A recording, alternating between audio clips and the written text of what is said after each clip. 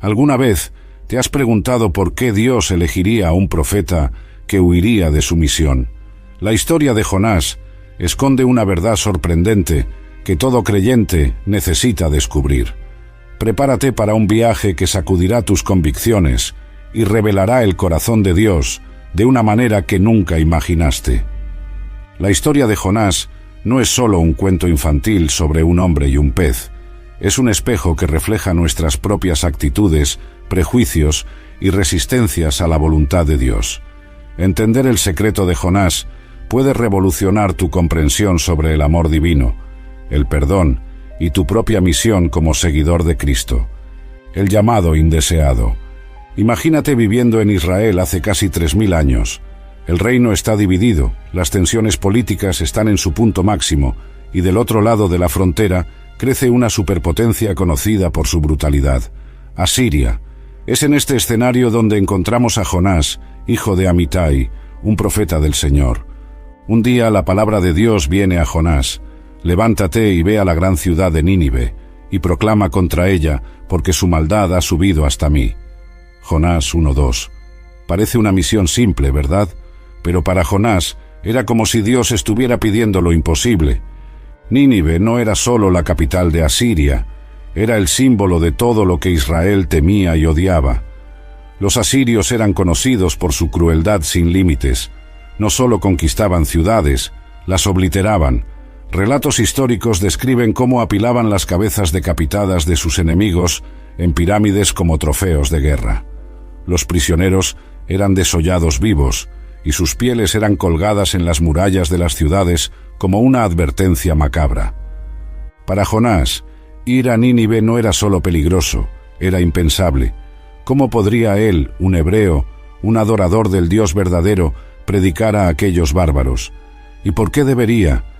En la mente de Jonás, ellos merecían el juicio divino, no una oportunidad de arrepentimiento. Pero el llamado de Dios raramente se alinea con nuestras expectativas o comodidad. A menudo, Él nos llama a salir de nuestra zona de confort, a enfrentar nuestros miedos y prejuicios. Al igual que Jonás, podemos vernos resistiendo al llamado de Dios cuando Él nos pide alcanzar a aquellos que consideramos indignos de su gracia. La huida desesperada. Ante el llamado de Dios, Jonás hace algo sorprendente: huye. No solo huye de la misión, sino que intenta huir del propio Dios. Pero Jonás se levantó para huir de la presencia del Señor a Tarsis, descendió a Jope y encontró un barco que iba a Tarsis. Pagó el pasaje y entró en él para irse con ellos a Tarsis, lejos de la presencia del Señor. Jonás 1:3. La huida de Jonás es más que una simple desobediencia. Es un intento desesperado de escapar no solo de una tarea desagradable, sino de confrontar sus propias creencias y prejuicios. Tarsis, se cree, estaba en el extremo opuesto del mundo conocido en esa época, posiblemente en la España moderna. Jonás estaba dispuesto a ir literalmente al fin del mundo para evitar enfrentar a los ninivitas. Pero, ¿por qué Jonás pensó que podría huir de Dios? Él, como profeta, ciertamente conocía el Salmo 139. ¿A dónde me iré de tu espíritu? ¿Y a dónde huiré de tu presencia? Si subiere a los cielos, allí estás tú, y si en el Seol hiciere mi estrado, he aquí, allí tú estás. Salmos 139, 7-8. La huida de Jonás revela una verdad profunda sobre la naturaleza humana. A veces preferimos negar la realidad a confrontar nuestras propias contradicciones internas. El viaje de Jonás a Tarsis no es solo un viaje físico, sino un viaje interior de negación y autoengaño. ¿Cuántas veces no actuamos como Jonás? Cuando Dios nos llama a hacer algo difícil o incómodo, nuestra primera reacción a menudo es huir. Buscamos nuestro propio Tarsis, ya sea a través de distracciones, racionalizaciones o simplemente ignorando el llamado de Dios. La huida de Jonás también nos recuerda que nuestras acciones tienen consecuencias que van más allá de nosotros mismos. Al embarcarse en el barco, Jonás no solo pone en riesgo su propia vida, sino también la vida de todos los marineros a bordo. Nuestra desobediencia a Dios raramente afecta solo a nosotros mismos. A menudo tiene un efecto cascada que impacta a quienes nos rodean. Sin embargo, Incluso en nuestra huida, Dios no nos abandona. Así como Él continuó persiguiendo a Jonás con su amor persistente, Él continúa buscándonos, incluso cuando intentamos huir de Él. La huida de Jonás nos recuerda que no importa cuán lejos intentemos correr, el amor de Dios siempre nos alcanzará. La tormenta de la verdad. Mientras Jonás dormía en la bodega del barco, creyendo estar escapando de su misión divina, Dios preparaba una lección poderosa, no solo para el profeta fugitivo, sino para todos nosotros. Pero el Señor desató sobre el mar un fuerte viento, y se desencadenó una tempestad tan violenta que el barco amenazaba con hacerse pedazos. Jonás 1:4. Esta no era una tormenta común, era una manifestación física de la turbulencia espiritual causada por la desobediencia de Jonás. Los marineros, hombres experimentados que ya habían enfrentado muchas... Suffering from dry, tired, irritated eyes? Don't let dry eyes win. Use Systane Pro. It hydrates, restores, and protects dry eyes for up to 12 hours. Systane Pro. Triple Action Dry Eye Relief. Las tormentas se dieron cuenta de que esta era diferente. El texto nos dice que estaban aterrorizados y cada uno clamaba a su propio Dios. Jonás 1:5. Es interesante notar el contraste entre los marineros paganos y el profeta de Dios. Mientras ellos estaban en pánico, clamando por ayuda divina, Jonás dormía profundamente en la bodega del barco. Su letargo espiritual era tan profundo que ni siquiera una tormenta mortal podía despertarlo. ¿Cuántas veces no somos como Jonás, dormidos espiritualmente mientras el mundo a nuestro alrededor enfrenta tormentas? El capitán del barco, desesperado, baja a la bodega y encuentra a Jonás durmiendo. Sus palabras son una reprensión no solo para Jonás, sino para todos nosotros que a veces nos volvemos complacientes en nuestra fe. ¿Cómo puedes estar durmiendo? Levántate e invoca a tu Dios. Tal vez Él se fije en nosotros y no perezcamos. Jonás 1:6. La ironía es palpable. Un pagano está implorando al profeta de Dios que ore. Este momento nos recuerda que a veces, en nuestra complacencia espiritual, podemos ser avergonzados por la fe sincera de aquellos que consideramos no creyentes. Cuando los marineros echan suertes para descubrir quién es el responsable de la tormenta, la suerte cae sobre Jonás. Forzado a confrontar la verdad, Jonás finalmente confiesa: «Soy hebreo y temo al Señor, Dios del cielo, que hizo el mar y la tierra firme». Jonás 1:9. Esta confesión de Jonás es profundamente irónica. Reconoce que adora al Dios que hizo el mar y la tierra, pero está tratando de huir de ese mismo Dios a través del mar. Su confesión nos recuerda que muchas veces sabemos la verdad en nuestras mentes, pero fallamos en vivirla en nuestras acciones. La tormenta en el mar de Jonás nos enseña que no podemos huir de las consecuencias de nuestra desobediencia. Tarde o temprano, la verdad nos alcanzará, pero también nos enseña sobre la misericordia de Dios. Incluso en medio de la tormenta, Dios estaba trabajando no solo para corregir a Jonás, sino para revelarse a los marineros paganos. En las profundidades del mar, cuando los marineros renuentes lanzan a Jonás al mar tempestuoso, parece el fin de la historia, pero para Dios es solo el comienzo. El Señor dispuso un gran pez para que se tragara a Jonás, y Jonás estuvo en el vientre del pez 3 días y 3 noches. Jonás 2:1. Este momento en la narrativa de Jonás es tan extraordinario que muchos tienen dificultad en aceptarlo como literal. Sin embargo, sea entendido como un evento histórico o como una poderosa metáfora, el mensaje permanece el mismo. Incluso en las profundidades más oscuras de nuestra desobediencia y desesperación, Dios aún puede alcanzarnos y rescatarnos. El vientre del pez se convierte para Jonás en un lugar de reflexión profunda y transformación. Es interesante notar que Jonás, que había huido de la presencia del Señor, ahora se encuentra en un lugar donde no puede huir de sí mismo o de Dios. A veces, Dios permite que lleguemos al fondo del pozo para que finalmente miremos hacia arriba.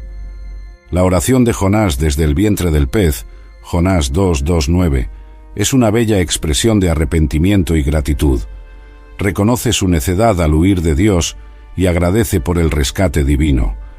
Cuando mi vida se extinguía, me acordé del Señor, y mi oración llegó hasta ti, hasta tu santo templo. Jonás 2:7. Es notable que Jonás hable de su experiencia en el vientre del pez como si ya hubiera sido liberado. Dice: «Pero tú, Señor y Dios mío, me sacaste con vida de la fosa». Jonás 2:6. Esto nos enseña una lección poderosa sobre la fe. Incluso cuando aún estamos en medio de nuestra tormenta, podemos agradecer a Dios por la liberación que sabemos que Él proporcionará. La experiencia de Jonás en el vientre del pez también nos recuerda las palabras de Jesús en Mateo 12:40. Porque como estuvo Jonás en el vientre del gran pez 3 días y 3 noches, así estará el Hijo del Hombre en el corazón de la tierra 3 días y 3 noches. Jesús usa la experiencia de Jonás como una prefiguración de su propia muerte y resurrección, mostrando que incluso esta parte aparentemente fantástica de la historia de Jonás tiene un significado profundo en el plan de Dios. El gran pez de Jonás no era un castigo, sino un acto de misericordia de Dios. En lugar de dejar que Jonás se ahogara en su desobediencia, Dios proporcionó un lugar de refugio improbable, donde Jonás podría enfrentarse a sí mismo y renovar su relación con Dios. ¿Cuántas veces no nos encontramos en nuestro propio vientre del pez? Situaciones difíciles e incómodas que son, en realidad, oportunidades para el crecimiento y la renovación espiritual. La historia de Jonás nos anima a ver estas situaciones no como castigos, sino como invitaciones a una intimidad más profunda con Dios. Después de 3 días y 3 noches, Dios ordena al pez que vomite a Jonás en tierra seca. Esta resurrección de Jonás es un poderoso recordatorio de que Dios es el Dios de las segundas oportunidades. No importa cuán lejos hayamos huido o cuán profundo hayamos caído, la gracia de Dios siempre puede alcanzarnos y darnos un nuevo comienzo. La predicación reluctante. Después de su experiencia en el vientre del pez, Jonás finalmente obedece al llamado de Dios y va a Nínive.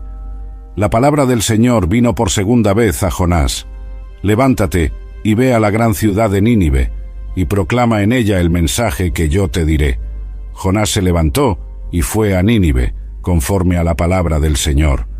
Jonás 3:1-3a.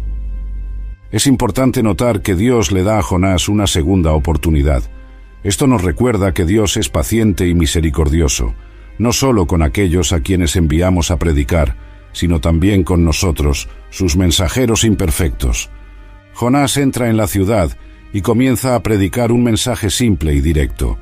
Dentro de 40 días Nínive será destruida. Jonás 3:4. Es un mensaje corto y aparentemente sin esperanza. No hay mención de arrepentimiento o posibilidad de perdón. Parece que Jonás está haciendo lo mínimo posible para cumplir su misión. Sin embargo, algo extraordinario sucede. Los ninivitas creyeron a Dios, proclamaron ayuno, y desde el mayor hasta el menor se vistieron con ropas ásperas. Jonás 3:5. La respuesta de los ninivitas es inmediata y abarcadora. Desde el rey hasta el ciudadano más humilde, todos se arrepienten. Este es un momento poderoso en la narrativa. Los ninivitas, a quienes Jonás consideraba más allá de la redención, responden a la palabra de Dios con un arrepentimiento genuino y profundo. Esto nos desafía a reconsiderar nuestras propias suposiciones sobre quién puede o no puede responder al Evangelio. El decreto del rey de Nínive es particularmente conmovedor.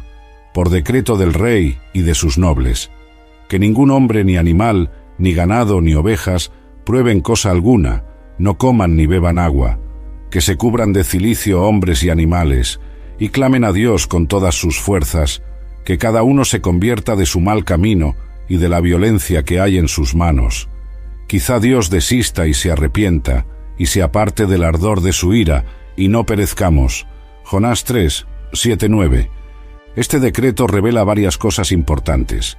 Primero, muestra la seriedad con la que los ninivitas tomaron el mensaje de Jonás. Su arrepentimiento no fue superficial, sino profundo y abarcador, afectando todos los aspectos de sus vidas. Segundo, revela una comprensión sorprendente de la naturaleza de Dios por parte de un rey pagano. Él entiende que Dios puede ser misericordioso si se arrepienten. La respuesta de los ninivitas nos desafía a examinar la profundidad de nuestro propio arrepentimiento. Muchas veces tratamos el arrepentimiento como un simple cambio de pensamiento, pero los ninivitas nos muestran que el verdadero arrepentimiento implica un cambio completo de dirección en nuestras vidas. Lo más notable es la respuesta de Dios al cambio de corazón de los ninivitas, y vio Dios lo que hicieron, que se convirtieron de su mal camino, y se arrepintió del mal que había dicho que les haría, y no lo hizo. Jonás 3:10. Este pasaje nos presenta un aspecto profundo del carácter de Dios, su disposición a cambiar de idea en respuesta al arrepentimiento humano. Esto no significa que Dios sea voluble o que sus promesas no sean confiables. Por el contrario, muestra que la misericordia de Dios es constante y que su deseo primario es siempre la redención, no la destrucción. Dios está siempre dispuesto a perdonar cuando hay un arrepentimiento genuino. La predicación reluctante de Jonás y la respuesta sorprendente de los ninivitas nos enseñan varias lecciones importantes. 1. Dios puede usar incluso a mensajeros imperfectos y reluctantes para realizar sus propósitos. 2. Nunca debemos presumir que alguien está más allá del alcance de la gracia de Dios. 3. El verdadero arrepentimiento implica un cambio completo de corazón y acciones. 4. La misericordia de Dios está siempre disponible para aquellos que se vuelven a Él con sinceridad. Esta parte de la historia de Jonás nos desafía a examinar nuestras propias actitudes. ¿Somos como Jonás, reluctantes a compartir el mensaje de Dios con aquellos que consideramos indignos? ¿O estamos dispuestos a ver el potencial de transformación en cada persona, no importa cuán improbable pueda parecer? Además, la respuesta de los ninivitas nos invita a considerar la profundidad de nuestro propio arrepentimiento. ¿Estamos dispuestos a hacer cambios radicales en nuestras vidas cuando somos confrontados con la verdad de Dios? ¿O nuestro arrepentimiento tiende a ser superficial y pasajero?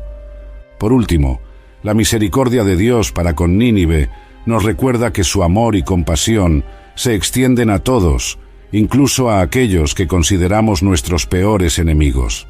Esto nos desafía a expandir nuestra propia capacidad de amar y perdonar, siguiendo el ejemplo de nuestro Padre Celestial. La ira del profeta. La reacción de Jonás a la misericordia de Dios para con Nínive es sorprendente y perturbadora. Pero Jonás se apesadumbró en extremo y se enojó, y oró al Señor y dijo: «Oh Señor, ¿no era esto lo que yo decía cuando aún estaba en mi tierra? Por eso me anticipé a huir a Tarsis, porque sabía yo que tú eres Dios clemente y compasivo, lento para la ira y grande en misericordia, y que te arrepientes del mal con que amenazas». Jonás 4:1-2. Este pasaje revela el verdadero corazón de Jonás y el motivo de su huida inicial. No era miedo a los ninivitas lo que le hizo huir, sino el miedo de que Dios pudiera perdonarlos. Jonás conocía bien el carácter de Dios, su misericordia, compasión y amor, pero en lugar de alegrarse por estas cualidades, las resentía. La reacción de Jonás nos confronta con una verdad incómoda sobre la naturaleza humana. Muchas veces queremos que Dios sea misericordioso con nosotros, pero nos resistimos a ver esa misma misericordia extendida a otros, especialmente a aquellos que consideramos nuestros enemigos. Jonás estaba tan perturbado que llegó a desear la muerte. Y ahora, oh Señor, te ruego que me quites la vida, porque mejor me es la muerte que la vida. Jonás 4:3. Esta declaración dramática revela la profundidad del conflicto interno de Jonás. Estaba dispuesto a morir, en lugar de ver a sus enemigos recibir misericordia. La respuesta de Dios a la ira de Jonás es notable por su gentileza.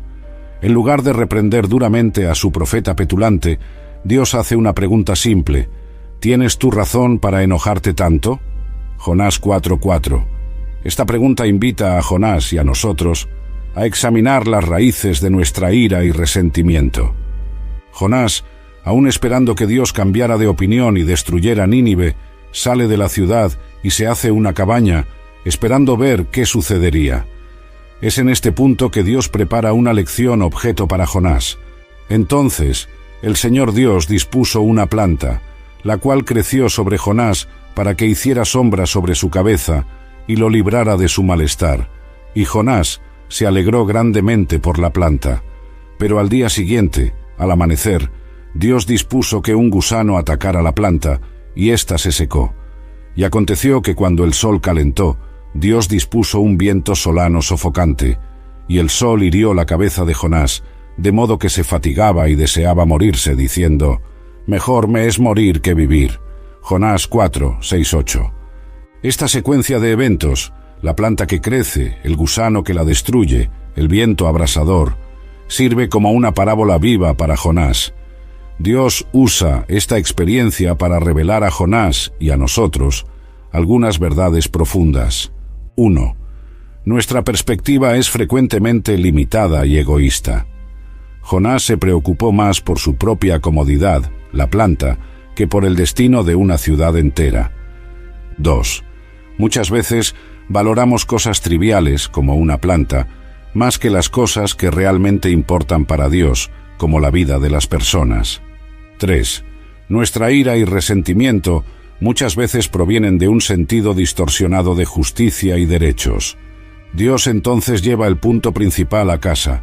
Tú te apiadaste de la planta, por la cual no trabajaste ni la hiciste crecer, que en una noche nació y en una noche pereció.